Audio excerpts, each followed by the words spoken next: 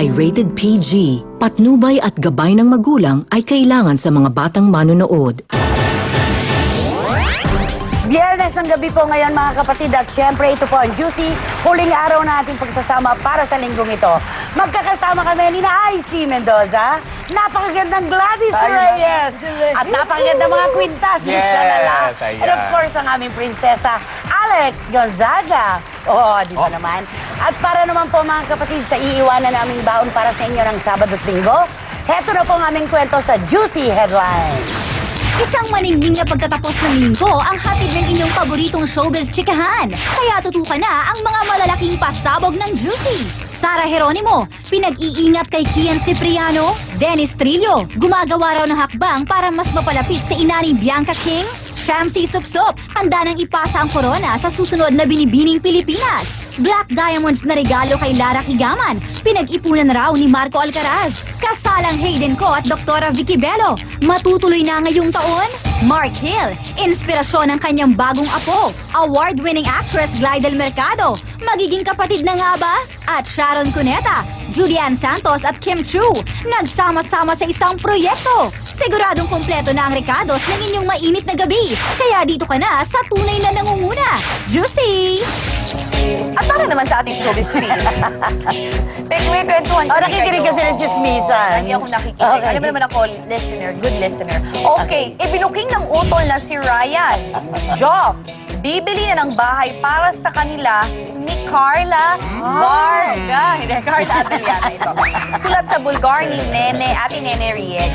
Ang ganda yan. Ibig sabihin, seryosohan na talaga ito. Yes. Pero wait lang, magli-live-in sila. Ay, bongga yun. Hindi, altar muna syempre. Okay. Paghahanda sa Baka kanila prepare na kinabukasan. niya. Totoo Oo yan. naman, baka preparation pa lang. Hindi naman yung talaga. Seryoso na yung Pero relasyon. nakakatuwa Kasi si may Jeff, bahay ah. na eh. Nakakatuwa si Jeff kasi ngayon pa lang, At mukha Pero naman wala pang botong-boto bahay si Tita Gina, di ba?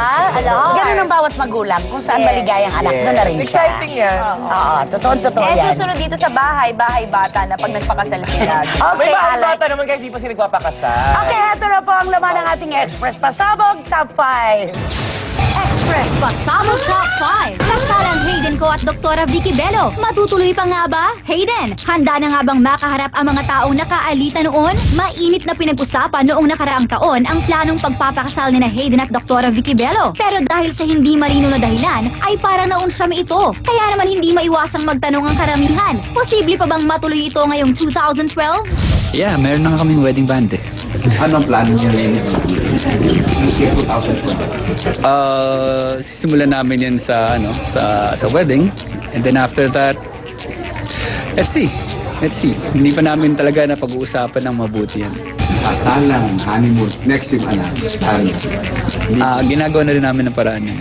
Ano bang gusto mo? Lalaki, babae? Babae. Bakit babae ang gusto magiging? Ako, gusto din ni Vix, babae. Mukhang ready na talaga si Hayden na mag-settle down. Pero ang tanong, handa na rin kaya siyang harapin ang mga taong nakaalitan niya noon? Sabi ko nga kung nagkataon na naayos yung mga relationships namin because of this, then na-achieve ko na yung goal ko. Again, this is not an end. And kung maayos ko yung mga pagkakamali ko before because of these ventures that I'm doing, then maganda. Looking positive talaga ang 2012. Go, go, go, Hayden! At sa atin pong pagbabalik sa Juicy mga kapatid ay laman ng aking baon ang sentimiento ng mga nandyan pa rin at sumisigaw at humahangang mga tagahanga ni na Sharon Cuneta at Gabby Concepcion. Yes. Nung mag-guest si Shawi sa Well Time Big Time, sinabi niya kay Willie at sa ating mga kababayan na hindi muna tuloy yung nakatakda nilang simula na pelikula ngayong Pebrero. At pinag-usapan natin kinabukasan na meron talagang problema doon sa pagpapatuloy ng kanilang proyekto. Shalala, naayos na ba?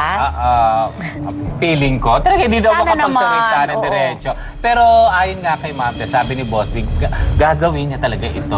Gusto niya yung pelikula, pati nga yung concert, gusto i-guest si Gabby February 11 eh. Sabi niya, kung hindi mo matuloy yung concert, pipilitin ko matuloy itong pelikula. Kung meron man mga tao sa palibot nila, lalo na kay Mega, na nag-aalala na baka paglaruan ang kanilang personal na buhay. Baka yun nga, nanay. Siguro, graduate na rin naman ang kanilang mga tagahanga, pati ang mga press people, na sila ay pagsabong-sabungin pa dahil alam naman natin, magaganda na ang So, buhay hindi nilang totoo lahat. yung chismis na shelve na ang project ni Sharon at Gabby? Pansamantala lang. Samantala. Siguro gagawa na lang ng mas bonggang project. Muna, tig-isa Okay. sila. Okay. Hiwa-hiwalay. Oh, yes. Oh. Yun yun. Dahil sa mga ka-freshness, ito muna ang Express Pasabog Top 4.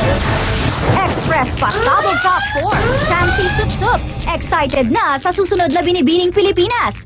Showbiz, papasukin na nga ba niya? Isang taon na nga ang lumipas mula nung maiuwi niya ang titulong Binibining Pilipinas. Kaya naman ngayong Pebrero ay handang-handa na si Shamsi na ipasa ang kanyang korona. Ano nga ba ang sikreto para manalo? Ang lagi sinasabi sa akin ni Venus, nagsasabihin ko rin sa mga next candidates that my experiences will not be the same as theirs. And there's no formula on how to win. You just have to be yourself and be proud of who you are. After passing your crown as a Binibining Pilipinas, posible bang pasukin mo na rin ang showbiz? Depende po kung may offers.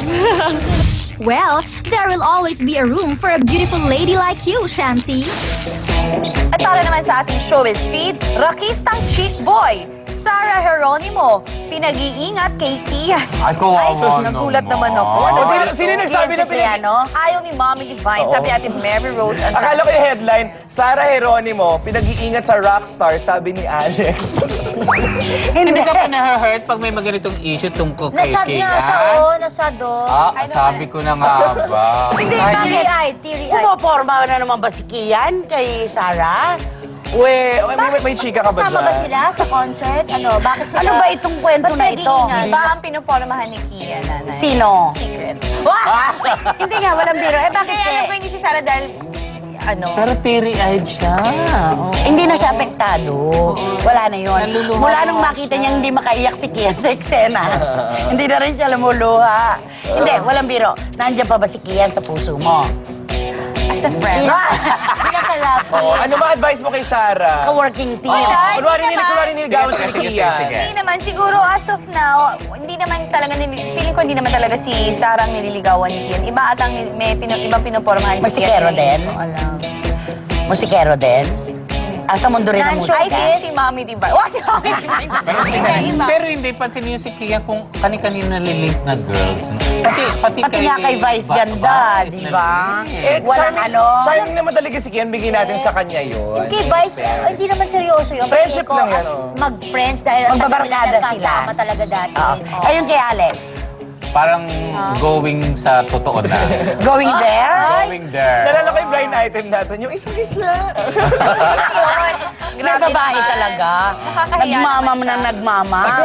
Ayun na, kaya mag-star Ayaw connection. ni- Okay, ito speaking of Star Connections, galing sa friend ni Kian via Twitter, galing kay JM De Guzman. Si Angelito ang batang ama. Ayan, sabi niya, if I had eyes in the back of my head, I would have told you that you look good as I walk away. Sino yung iniwan niya na yan? Hindi ko connected to kay Jessie Menjola kasi si Jessie Menjola nag-tweet kahapon naman, di ba, or nung isang araw. Sabi niya na there are some things that we have to let go kahit gano'n natin kagusto. Hindi kaya ito yun. Dati sila kasi Medyo Alam mo, magbunikon, di ba? Si Dati sila JM De magjowa. Guzman, nakita ng mga barkada ko sa Shangri-La. Napaka-amiable daw, napakabait. Ito yung JM Mabait De si Guzman. JM, mabait si JM. Oo, magalang, Oo. respeto. Pero- Swerte itong batang to. Sisikat to. Ano siya, mabait. Mayaman din. Hindi ko. Pero nakakaloka kasi pag may mata ka sa pa-exorcist na. Ba, ang kinakausap niya, exorcist si gano'n. Iikot na yun. Pero may ibang kwento kay JM, merong isang malaking kumpanya, susugalan siya maging lead star sa pelikula. Wow. Uy, alam mo yung may mata sa likod? Ginagawa ng mga African hunters yan. Kasi ang mga leon, kapag tinutugis tayo, nakikipag-eye to eye yan eh, contact. So, naglalagay talaga Naglalagay sila sila dito para huwag fake makagalaw na yung mata. leon. Pero tumatakbo na sila lumalakad. Pero kala ng leon talaga? ngayon, okay. Kaya meron dito. Totoo yun, totoo yun. African hunters. Galing. Okay, ang dami. Murder ba? Nagkukumuyak Sometimes. Kaya pala minsan may mata ka dito. Yes! Alam mo naman ang mga sources ko, kaliwat kanan ng mga mole. Ang dami pa po naming kwento dahil... Ito ang huling kagupit ng chikahang nag-iinit. Todo ang hirit sa... Juicy!